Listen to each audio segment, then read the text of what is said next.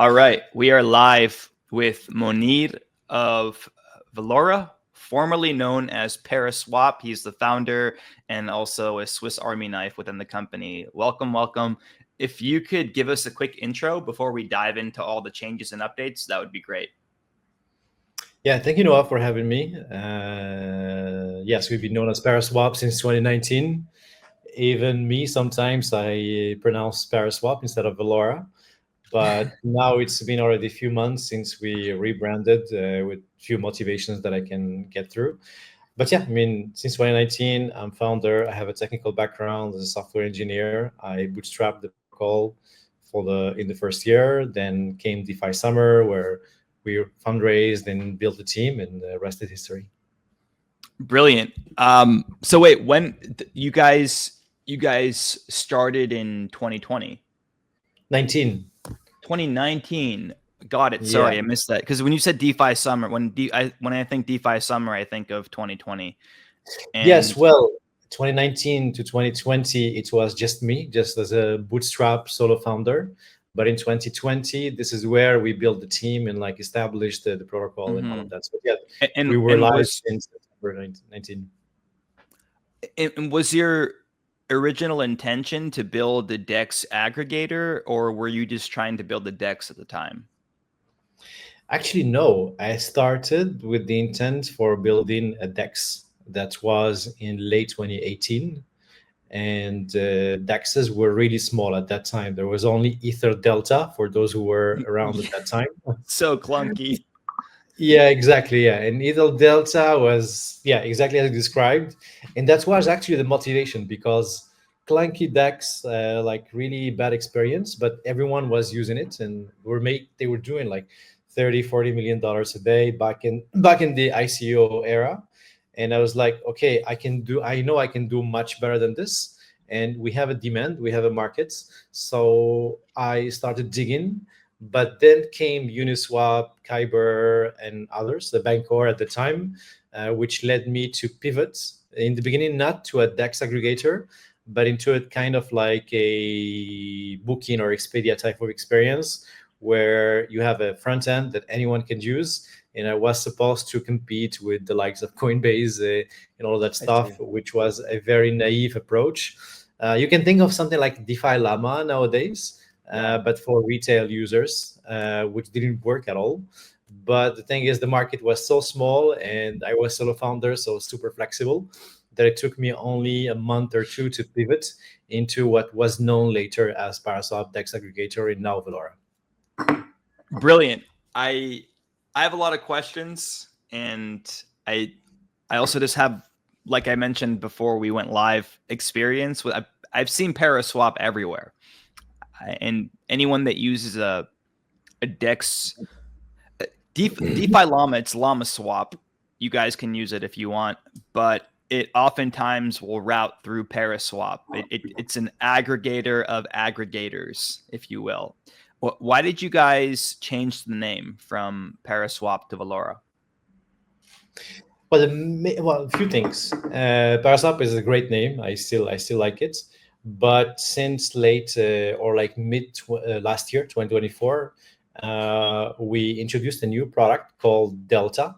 We used to refer to it as Paraswap Delta, but now it's just Delta, which is an intent-centric protocol. So it's similar to what? Intent-centric, like Intent-centric. like the term, the buzzword, but in any ways it means we built like an abstraction layer between the user and the execution. So you as a user, well, basically when you use like LlamaSwap or you use Paraswap or Velora, you as a user is responsible for executing the transaction. So you need to have a wallet filled with ETH or whatever, like Matic or all of that stuff, like a gas token. Like it's saying Ethereum mainnet, you need to have some ETH, and you push the transaction yourself into the Ethereum blockchain. Generally into what we call the mempool, which is like a public memory that everyone has access to. It can see your transaction before it gets finalized. And the issue with that, well, first of all, it's not friendly for newcomers or like retail users because everyone needs to understand gas and all of that like complexity that goes with it.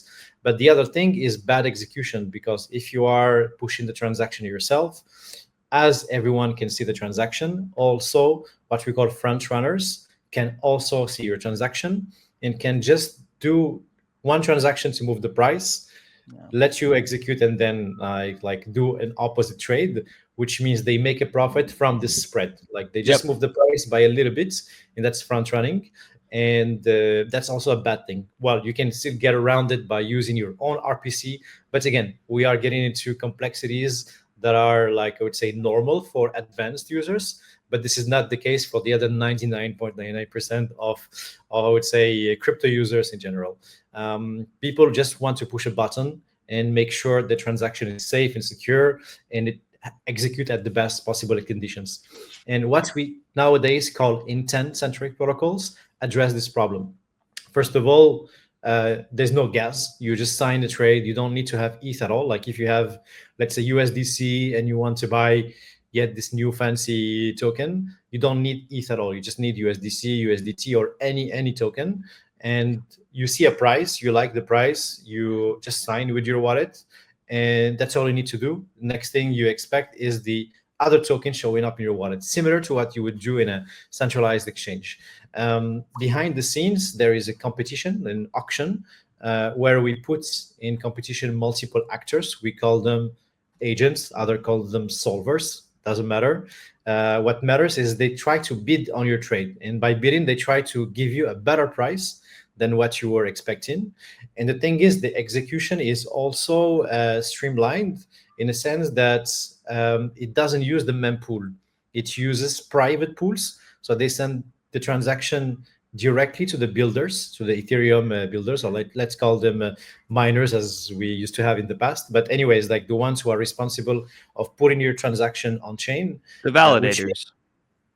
Yeah, the builders that will send the transaction to the validators, like with this new concept of Ethereum. But anyways, like you send it directly to the parties who are going to push your transaction on chain, which means like the front runners don't get to see your transaction most of the time. I can get into the more details if you want.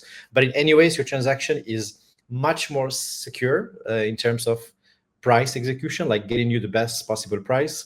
But also like this auction system tries to make price improvements. So you more often as a user will get a better price than if you use a Llama Swap or any aggregator, because the problem is that even if you see that it compares prices for you, but at the end, you are still putting your transaction directly on the mempool. So for sure, somebody is going to attack your transaction unless it's like a small trade. But starting from $1,000, be sure that your transaction is going to be attacked if possible. Okay, so is this currently live? Yes. No, it's been more than a year that it's been live. Okay, so I can basically this concept of not having your transactions front run and having them go to private mempools are this has been live for a while. So Paraswap or Velora users have been benefiting from this for quite some time.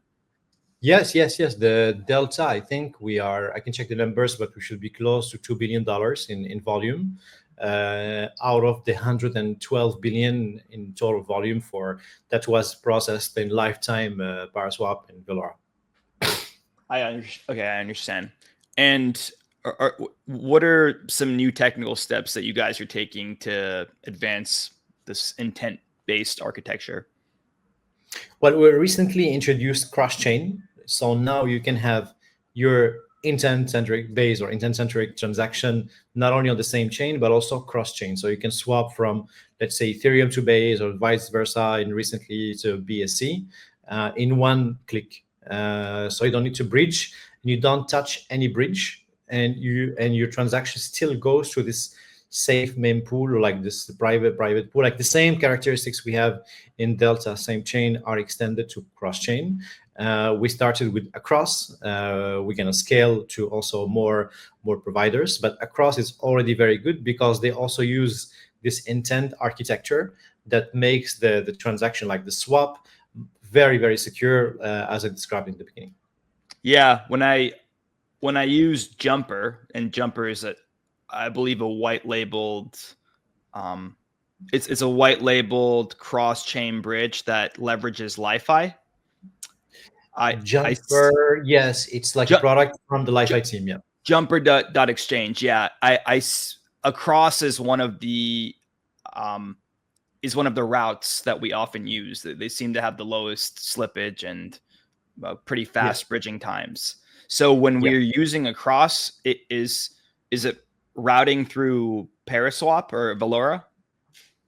So Across uses just bridging like the same token. If you want your USDC in one chain to another chain, or ETH, etc.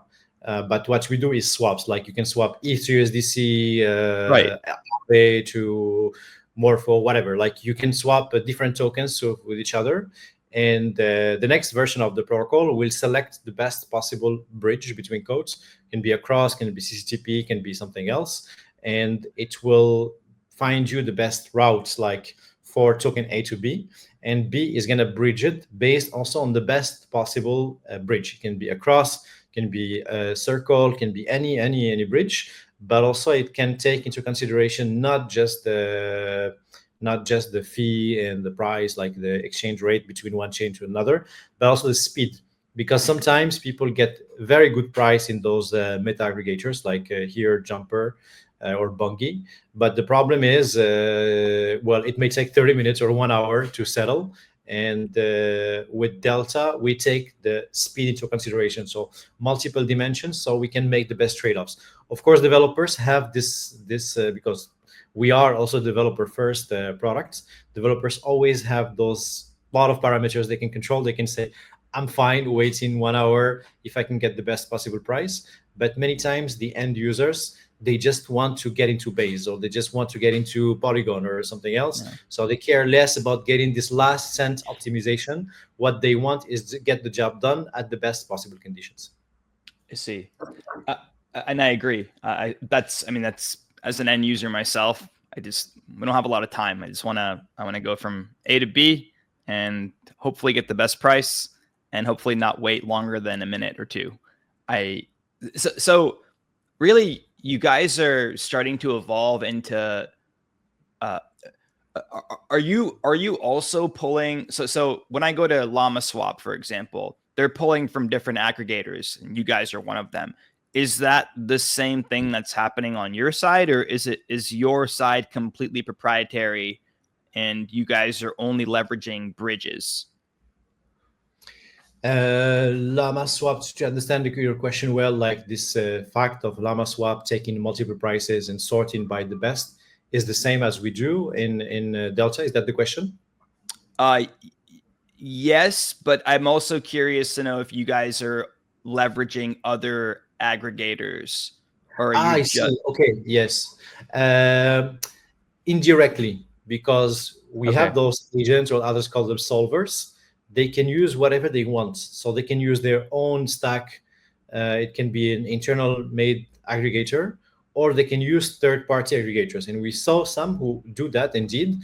They use some of our competitors, like aggregator competitors, because they find that they are providing them the best price, and they think it's going to outcompete whatever we have. So yes, some other aggregators are used, but the mechanics are different compared to LlamaSwap. LlamaSwap just gives you an indicative of like where are the best prices, as they judge that those are the best possible prices. Right. But for us, it's open bar. We don't restrict. We don't integrate any particular third party. They integrate with us. They comply with our API. Then they bid, and we have this bidding system that just takes the best possible price with the scoring system and all of that, just to ensure the quality. Interesting. Very cool. Again, I've used Paraswap in the past, but I don't think I've ever used it directly. I think it's always been through another mainly LlamaSwap, honestly, because I found their user interface to be the easiest to understand, and they usually give the least amount of slippage. And then for bridges, I'm using LiFi, which the front end is jumper.exchange. So I do want to experiment more directly with Paraswap or Velora.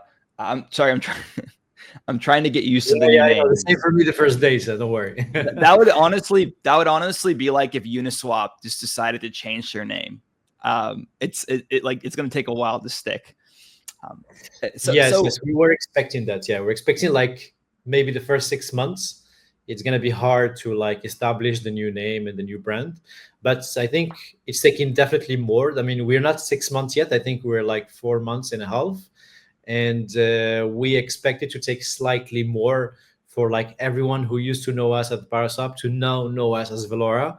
But that's fine because we still use Velora, previously Paraswap, so we can like at least not be super like aliens to people who never heard about Velora. So it helps solve the problem a little bit.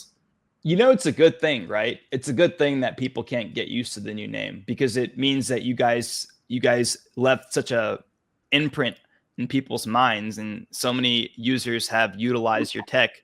It's kind of hard to make that switch all of a sudden. It might take up to a year. Who knows? I agree. I hope less, but yeah, I agree. Yeah. So I want to draw a couple parallels between competitors like 1inch and CalSwap. You guys kind of gone into how you guys are distinguishing yourselves, and I think it would be beneficial for some of these household names to, or I guess it would be beneficial to hear how you guys compare directly to some of these household names.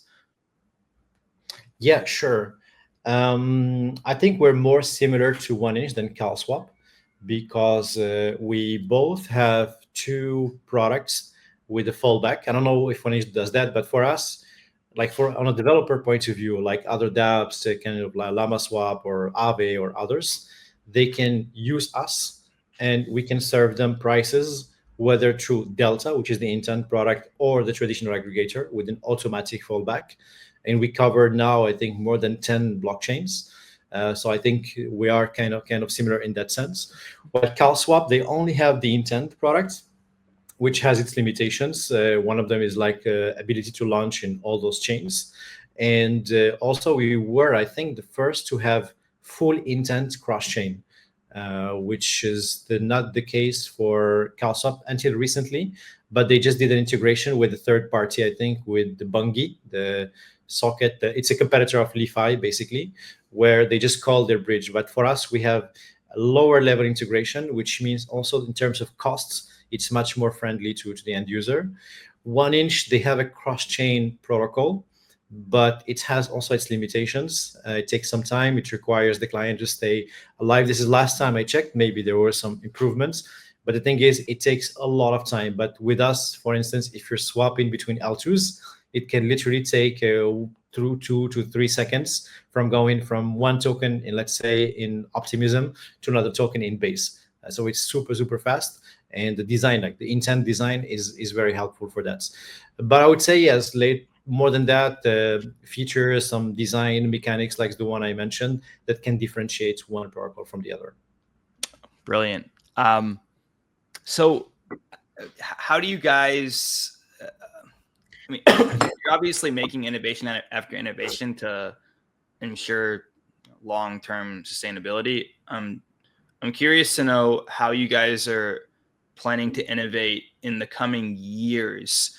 Do you want to have, so you mentioned something earlier that I couldn't agree with more. You said people just want to click once. They don't want to have to approve. Like, I even remember in 2021, it's like it was, everyone was on ETH and there were like, I don't know, it was like 16 transactions sometimes, and each one costs gas. And I would love to know, I can probably do this, but I would love to know how much money I've spent in gas. How much money we spent in gas in just 2021. It would have been so nice, even if gas was expensive, it would have been so nice to have 1 or 2 click transactions as opposed to like the 16 click ones, especially if you're going to farm. And you guys that's the direction you guys are headed in. I think that in order for mass adoption of DeFi to happen, or mass adoption in general to happen, there needs to be front-end interface where people are using it without realizing it's even a blockchain, right? It's one click staking or one click swaps. Are you guys building out a mobile app? I'm not familiar if you have something like that in the works, but I'm just curious if you're building out a mobile app. What are you doing going forward to make things more kind of institution and retail friendly? Yeah, we're mostly focused on the web. We had a mobile. I mean, we still have an iOS app. It's still called Paraswap, but we reduced the focus as Apple was super aggressive with DeFi protocols, and it took us time to build. And it's like a really fast and super user friendly app. But the thing is, Apple one day just came in and like you have to take down the NFT feature, or you have to pay us 30% of whatever the users are paying, and users were paying gas like to Ethereum blockchain. And it took us a lot of time of back and forth with Apple just to explain that we're not getting paid. It's not like us, we're not Ethereum, we're just like a front end, like here a mobile app. So we took down the NFT feature, which was the first app with the peer-to-peer NFT trading using our protocol, like one of our protocols. And then Apple came back and were like, you have now to do the same for swaps. And it took us a lot of back and forth. So we're like, okay, we're removing the swaps, we remove the NFT. So the wallet is still there, but it's only a wallet. You can still navigate, go to web and do a few stuff. So we thought we just gonna lose this battle right now with Apple, and maybe it could make sense with the change in, especially in the US side, because this was a US team actually who was putting these roadblocks for us. Maybe this would work now, because we used to have reviewers from Europe and Asia who were literally validating the submission a few hours after, but the US review team was taking a few days, but was blocking every update with that contain anything in regard like that has swap mentioned. So maybe we have to revisit, and I believe a lot in mobile. But now I think AI is the thing I'm looking at a lot recently, and I think this could be also a game changer. It's like a new interface for users. We used to use terminals when like personal computers started and were used by humans. Then we moved to GUIs, like user interfaces, and then to mobile, like instead of typing on a keyboard, we're just like using our hands. And I think now we're getting to AI where we're using our voice, we're using maybe still our fingers, like typing and stuff. That's fine, but like we're interacting with the information in a very different way than we used to in the past. So I think adapting with AI can be simple things like building MCP servers for developers and stuff, but also like having an alternative interface for users where they don't even need to like load the UI. This is like, I want to swap X for Y, like even abstracting, like say, for instance, say stable coins. I want to just buy this token, give me the best possible price. And based on my context, like it knows my wallet, or it knows the group of wallets I have. So it knows I have, I don't know, let's say 1,000 USDC and 3,000 USDT. It knows that I need to swap for that token, let's say 3,000 USD, not T or C.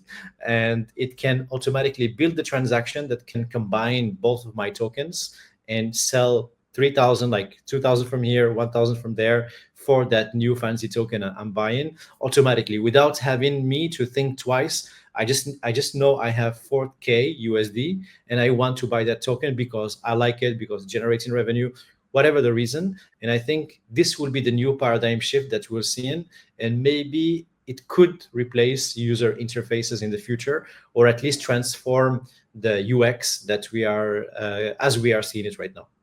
Yeah, I've heard of horror stories when projects deal with Apple and they have apps, especially crypto projects, especially in your case, a DEX aggregator.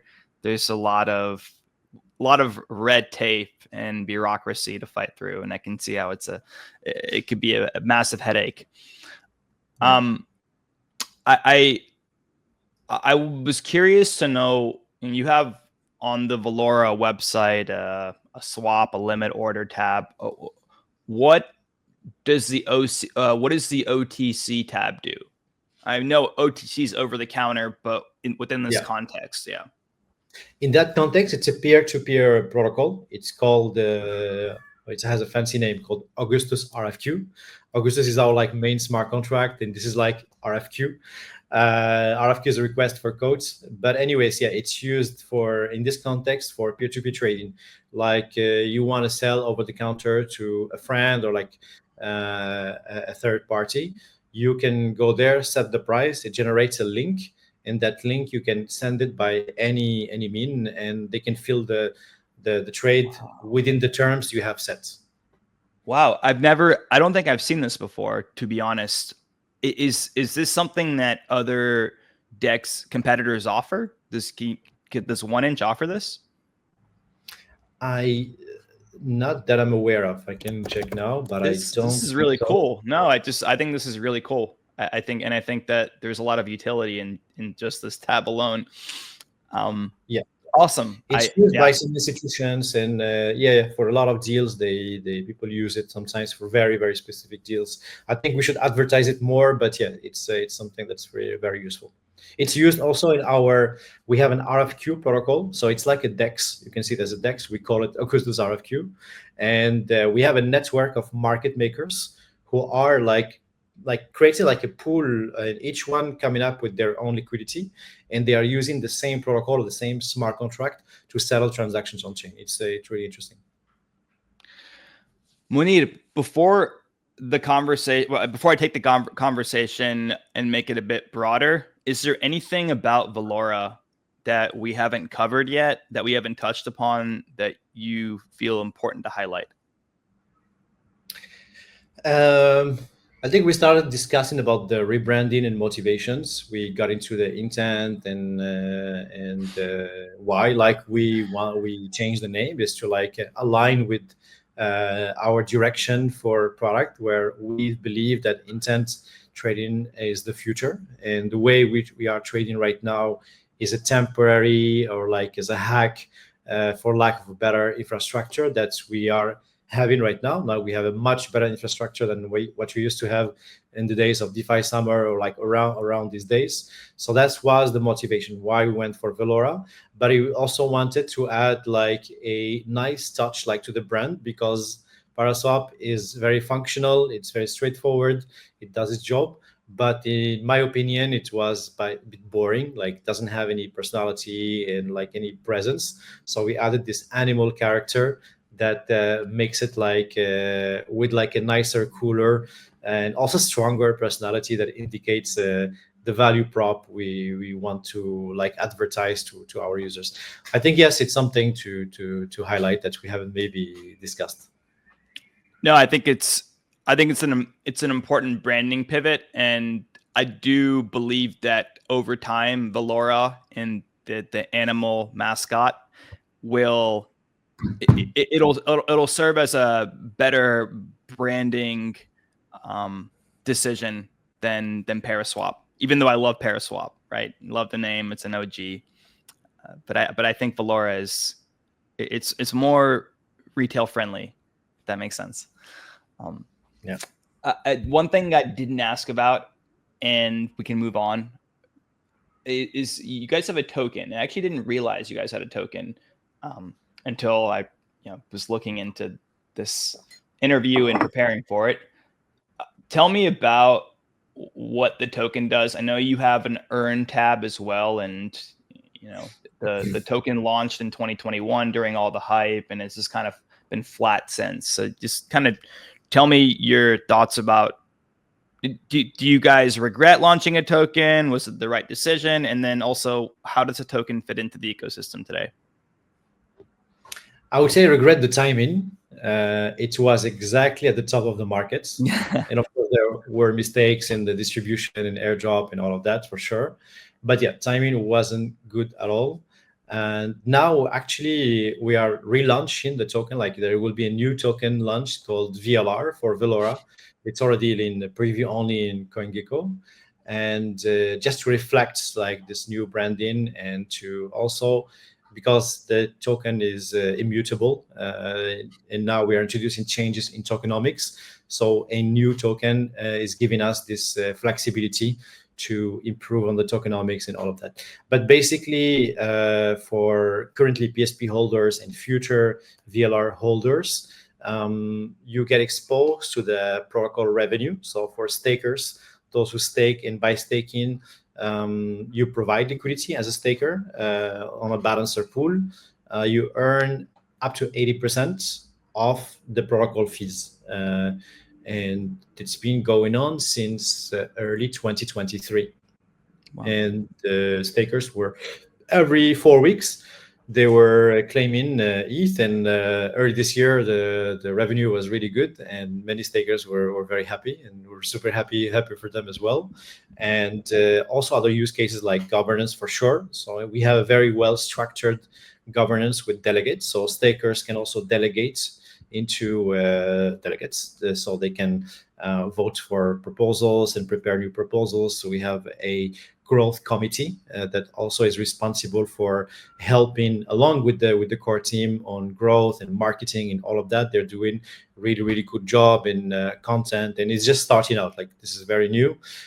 So we're seeing a very good, vibrant community. If you will see that if you go to our forum, gov.velora.xyz, it's super busy that I cannot keep up. So yeah, governance is a big part. And the other thing is also useful for end users is gas refund. So if you are a staker, you can get up to 95% of gas you pay as a refund. And that includes also Delta, because Delta, even though it's gasless, but gas is factored in the price. And the thing is, with the gas refund program, users can get that refunded, or like part of that refunded, based on how much they have staked. So yeah, this is the main utility right now. That's, yeah, I would say 2 utilities: gas refund and fee capture, and the other one is governance. Brilliant. Okay, cool. There's also a boosted pool, by the way, that it's 80%. Yeah, this one I was mentioning, and in VLR it's going to be the only pool, because right now you can just do a single-sided staking or a ETH, 20% ETH and 80% token that will provide liquidity behind the scenes. So you are helping the protocol's liquidity. But in VLR, also one of the changes is only the boosted pool is going to be the only staking method.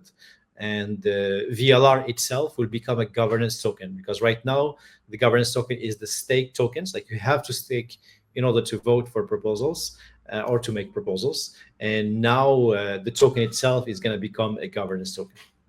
So is there going to be a 1-for-1 swap?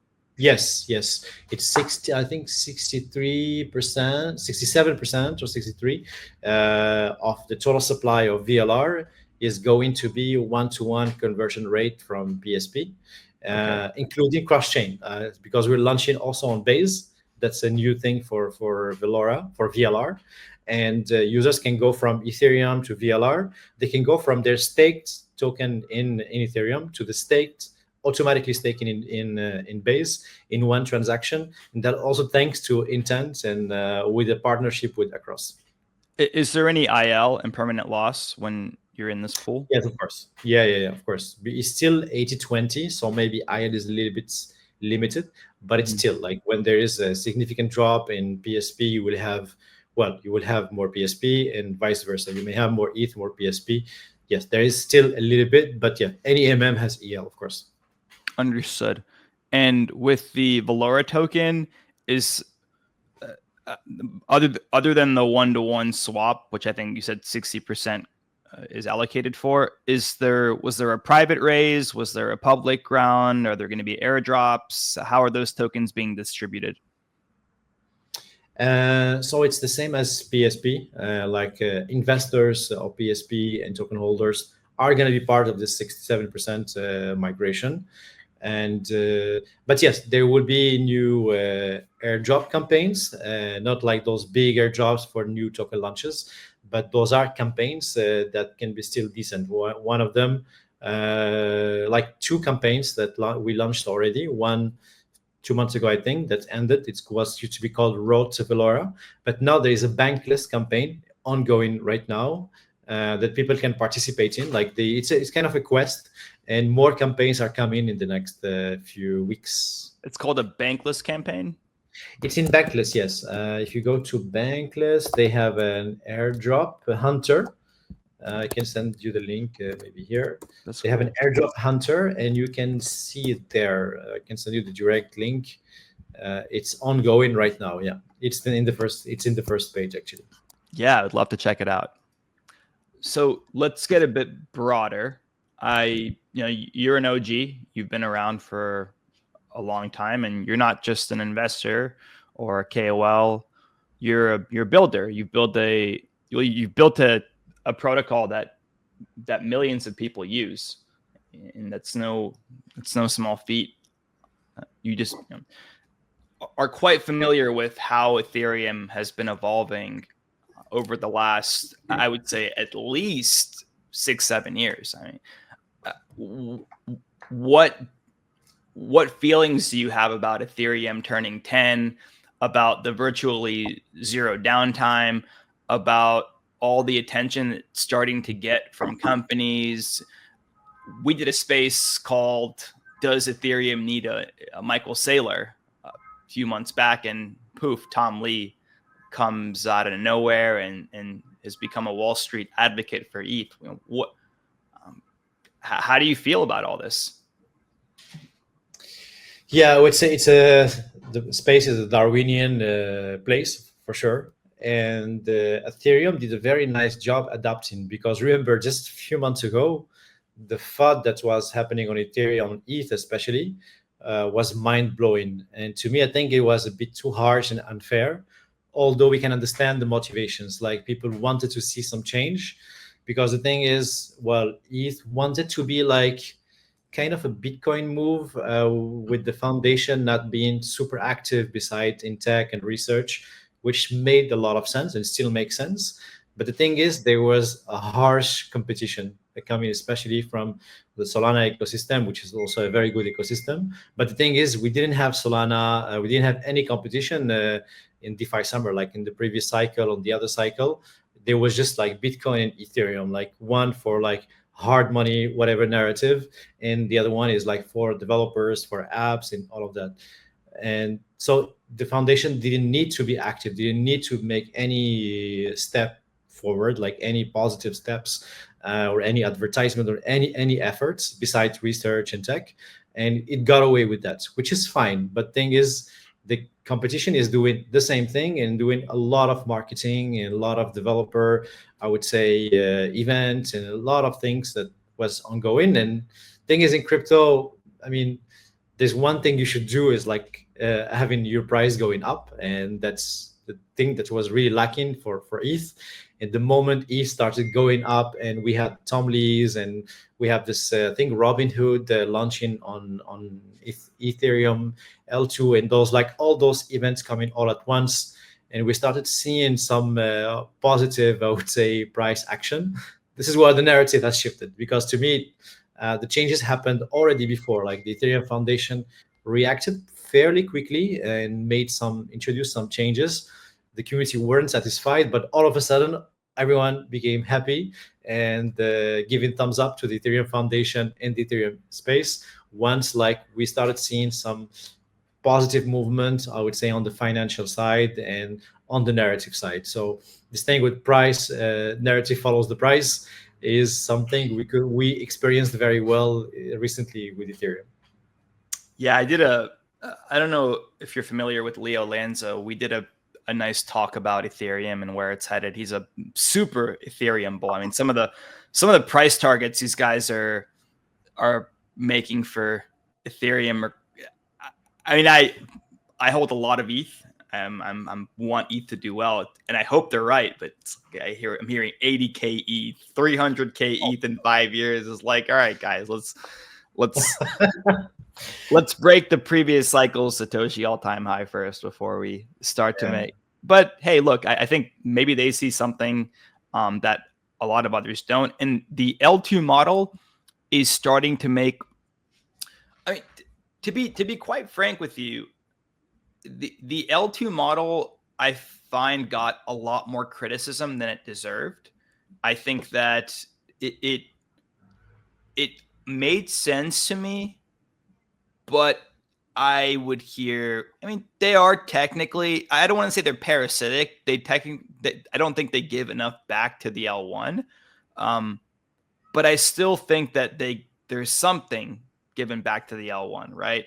With, I believe, call data is posted and the transactions are bundled and posted to mainnet, and that does result in burn. That does result in it contributes to ETH being deflationary if enough people are using a respective L2 or enough people are using a wide array of L2s. And I think that's where we're headed because, with the Genius Act passing and with the flood of stablecoins that we'll see at some point with Walmart and Amazon and Fidelity and JP Morgan and I don't think of Starbucks, right? I think that companies still want to have some degree of control, but they also want to have the reliability of Ethereum and how Ethereum has really never gone down in the last 10 years.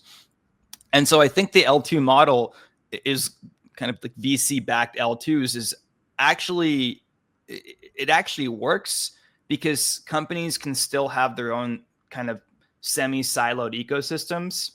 And Starbucks can have Starbucks rewards, and they can drop an NFT if you bought 100 coffees in a month, right? Stuff like that. McDonald's can have airdrop rewards as well. I just think that these will all have their own stable coins, and people that are using the Starbucks app or the Walmart app, they don't realize they're using a blockchain or they're using an L2, but they are, and it's saving the company money. It's allowing for more seamless engagement with their users. I just think that L2s are slept on, and you hear often, if you're not hearing about how they're parasitic, you're hearing about how they result in fragmented liquidity.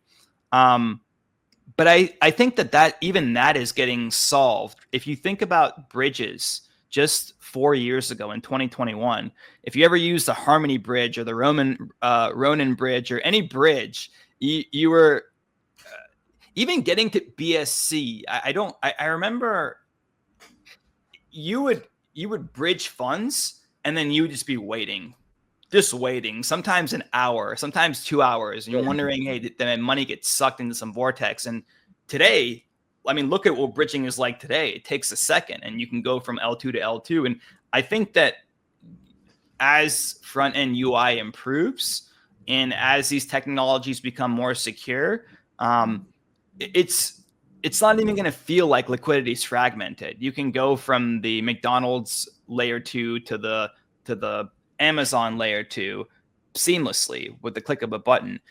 Maybe I'm missing something, right? Maybe this whole idea of a unified layer 1 like Solana or Sui that's the future.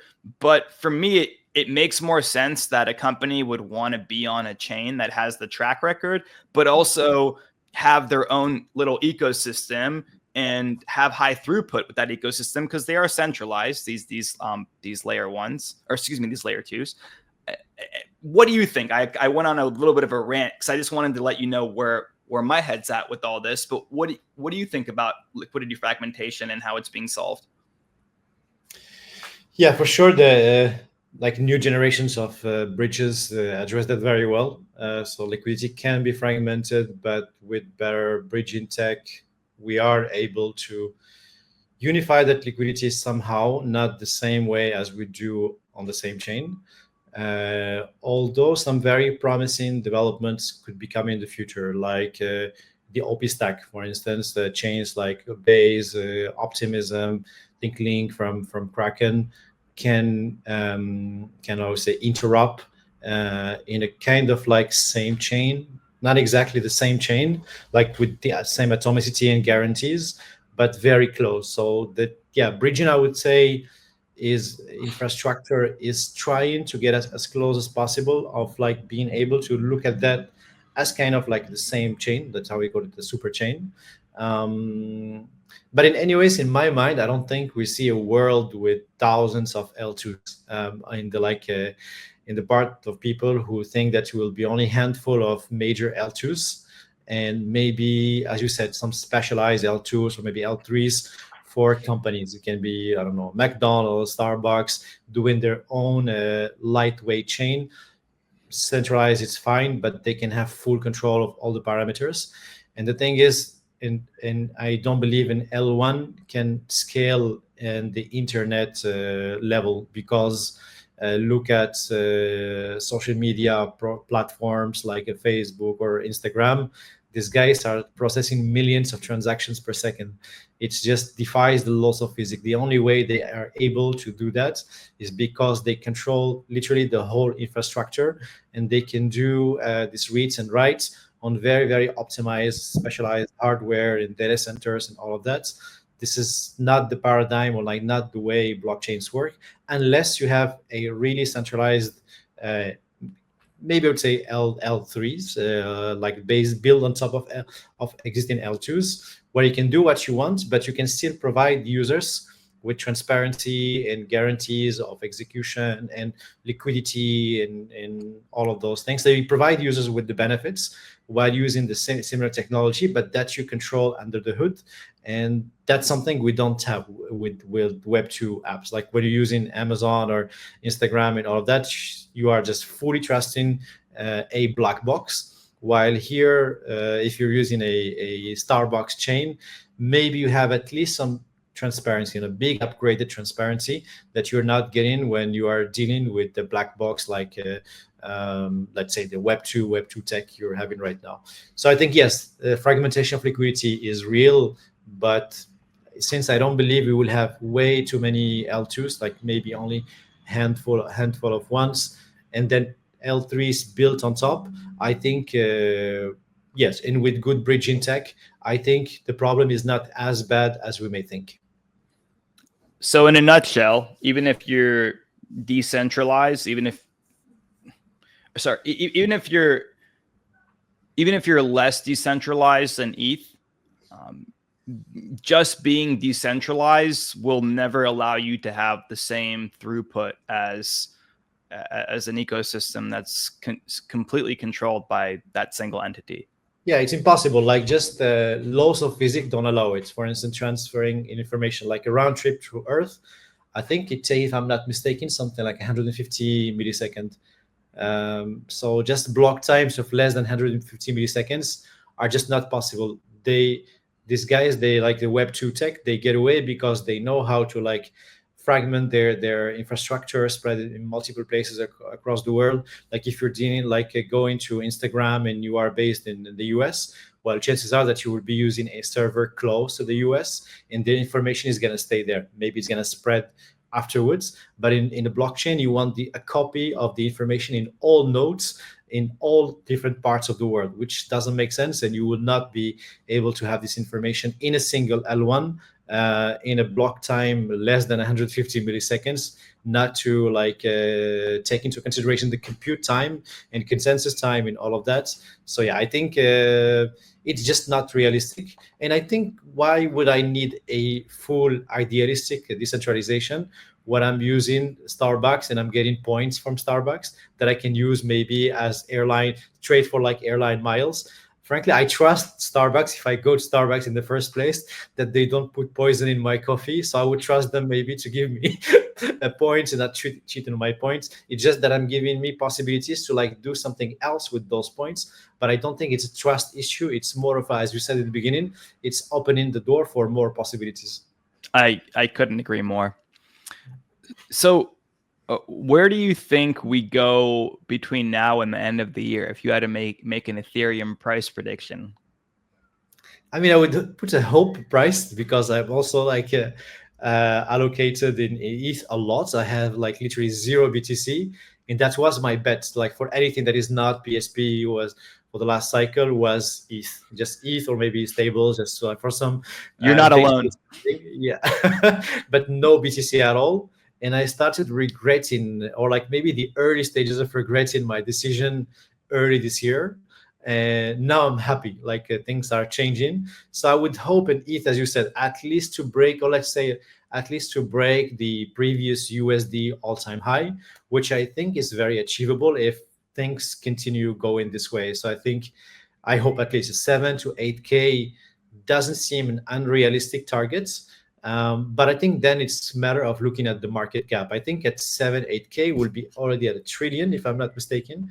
But yeah, ETH at $1 trillion doesn't seem, I mean, it's crazy if you're looking at the fundamentals. We're still not $8 trillion like protocol. But so we can say the same thing about Bitcoin, about, I mean, any company in the world. It's just about what potential people see in this piece of tech or company.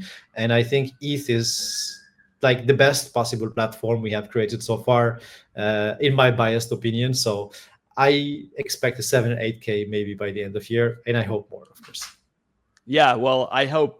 Well, what I said was I want ETH to break the previous cycle Satoshi all-time high. Satoshi, so yes.